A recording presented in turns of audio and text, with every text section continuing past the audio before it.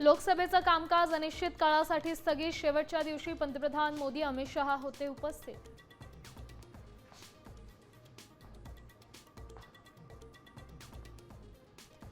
माझ्या भाषणानंतर भाजपकडून व्यासपीठाचं शुद्धीकरण। मल्लिकार्जुन खरगेंचा राज्यसभेत गंभीर आरोप। शुद्धीकरणात भाजपची लोक नव्हती, सरकार चौकशी करणार, नड्डांचं आश्वासन।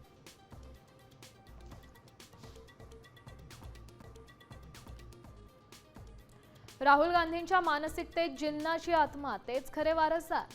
भाजप खासदार निशिकांत दुबेंचं वादग्रस्त वक्तव्य।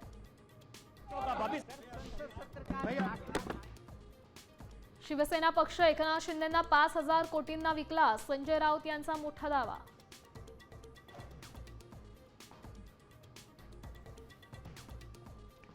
गरीब मराठ्यांच्या हितासाठी कुणबी नोंदींची शिदोरी सरकारकडे सुपूर्द करा। जरांगे पाटलांचं कोल्हापूर आणि सातारा राजघराण्यांना आवाहन।